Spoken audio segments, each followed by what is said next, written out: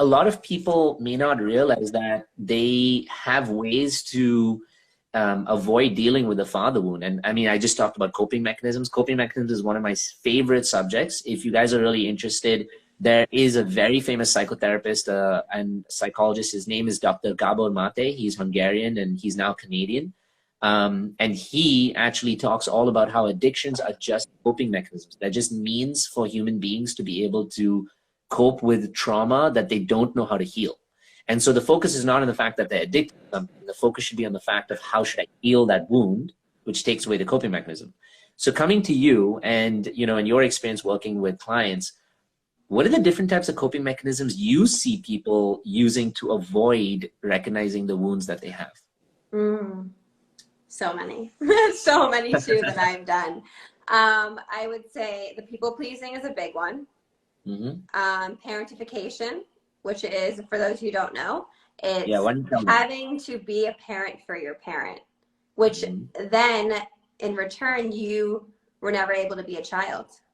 So you lacked that childhood that you were so deserving of. Sexual promiscuity, that is a huge one. And that was my coping. And it wasn't even the act of the sexual act. It was the validation that I needed. Yeah. And when I think back, I'm like, it wasn't even the physical act. It was like just knowing that this person wanted me. And then obviously after feeling awful about myself. Another coping is accepting the bare minimum, where you know you're deserving of so much more. But when you weren't shown that foundation from your father of what you are deserving of, you accept less than. Right. Also, some of them avoiding relationships altogether, fear of intimacy, fear of getting close. Not that many, but I do run into that as well. Right. I have a few clients now that have a fear of intimacy, a fear of getting close. Why? Yeah, because you know you're going to get hurt in some way, right? So you just want to avoid it altogether. Yeah. Right. Exactly. But you're not avoiding you're not working with what's actually causing it. You're just like trying to close your eyes to it and saying, okay, if I don't see it, it's not actually happening, but it's still eating up at you.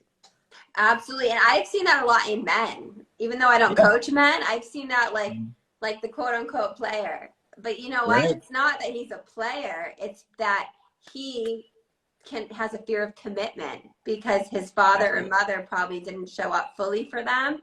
So they're like, they're just going to leave. So why don't I just go through all these women? Exactly. Because everything's fine. I'm never going to be alone because I'm always going to have someone temporarily in my life. Yeah. And, you know, on that topic, narcissism, right? And this is something that I want to offer my audience. I talk about it all the time. I have a very different perspective than what is just, you know, put out there about narcissism and in narcissistic support groups. Why? Because I've studied it extensively. And two, because I displayed characteristics of one. And narcissists, just as you said, they are individuals who love to manipulate people around to be able to get what they need. What they need is basically validation. They need a sense of identity. They need people to approve of them. And so people don't realize, they think narcissists are just very confident people who step on people and move ahead. But they're highly insecure people. They're people who are so wounded from within, who have a very strong wound with either their father or their mother. Yes. So they don't have a strong enough identity for themselves.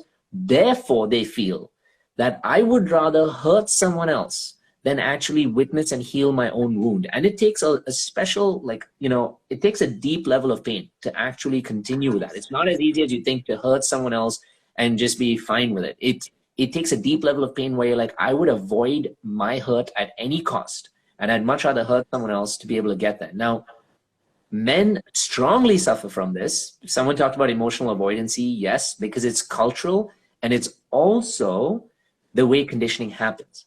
So we're talking about father wounds. And if a boy is in a space where for a boy, it's tremendously important the nurture, care, and love that he gets from his mother as well to be able to create strong masculinity and feel safe to be in his own identity. But if a boy is also conditioned by like his father to say emotions are weak, and then if he goes and runs to his mother to display emotions, if his mother doesn't hold space for him, that's just double validation of, okay, emotions are weak, you can't have them. And so this boy now says, well, fuck this. Every time I try and get emotional, people are like fucking cutting me off here. People are just like shutting me down. I'm just going to go and obsess about like my toys, which as he grows up becomes about sports, which as he grows up becomes work, which as he grows up becomes money. And so this is now the trend for this boy who's now grown into a man to become so strongly emotionally avoidant that when he gets into relationships, because at the end of the day, we're human beings, we need physical and emotional connection. When he gets there, he tastes the tip of like the iceberg, or like just on the tip of his tongue, he gets a taste and he's like, this is what I want. But the moment he has to put the spoon in his mouth, the moment he has to get emotional intimacy, the moment he has to accept the commitment and connection, he's like, oh, fuck this. Because this is like what I'm not used to at all. I've been shamed around this. I'm like, I've been shut down around this. Emotions are dangerous because I could get rejected just like my mom and dad rejected me all over again. And that's why they would rather shut down someone else than be shut down themselves. A lot of us have been in relationships with people like that, and we need to understand why they do what they do. They're not just ignorant people who want to fuck with someone.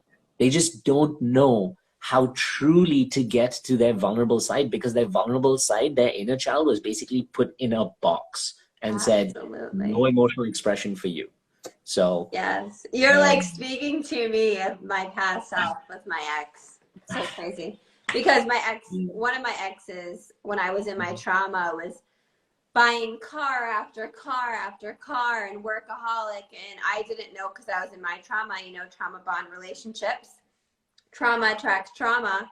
And now I can come to him wherever he is, wish him so much love. But I know he was just coming from that really wounded place.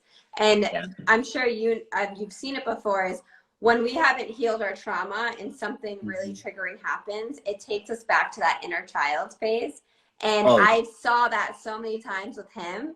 And now I just know it's like so wounded, and the narcissism isn't even like something to take personal for me. It's just like he was just so incapable of going deep to doing the work to heal, that all I have to do is come to that acceptance that it has nothing to do with me. That is beautiful. That's, that is what healing does. And this is important for all of you folks out there. This is such a good conversation. I'm really loving this, Genell. Thank you for being so vulnerable and talking about this stuff.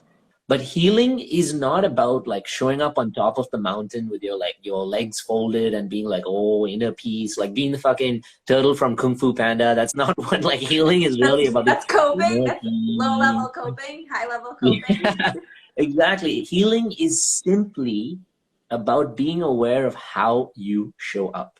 Your awareness is about knowing, okay, this is how I show up, and this is what's brought me here. This is the emotional baggage that I'm unconsciously dragging with me, because I don't realize that I'm bringing this with me. I've been conditioned to live this kind of life so strongly. But then healing is knowing, okay, this is what I brought with me. It's not a terrible thing, but it needs my time. It needs my attention. It needs my focus, and it needs my love. All things that we absolutely refuse to fucking give ourselves, but we will give to everybody else on the fucking planet. Time, energy, love, commitment. We will give it to everybody except truly to ourselves.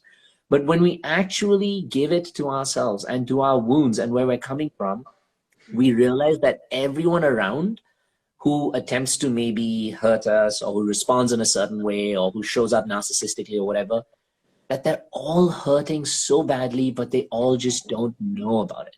They don't know how to get there. And so instead of anger, your pendulum switches to compassion.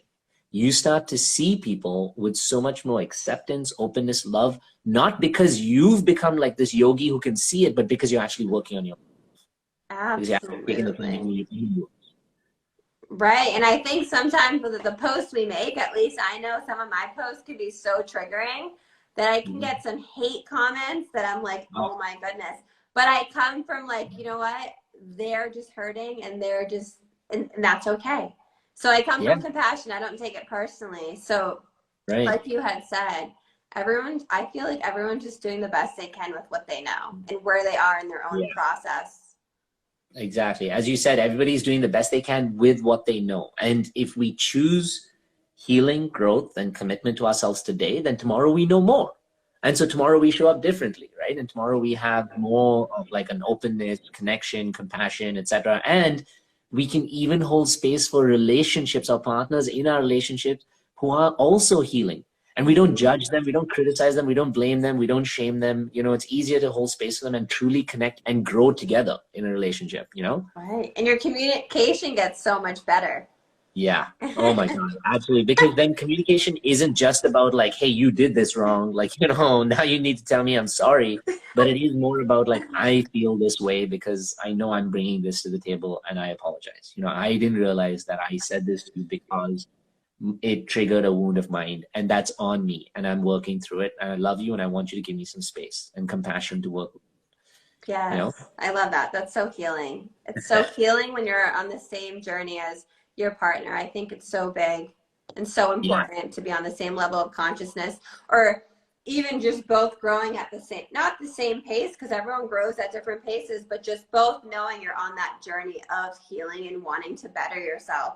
Because that's Mm-hmm. why I see so many relationships, even with my clients who are in marriages or not. Sometimes Right. they do lack a lot when the partner isn't growing as well. Mm, absolutely.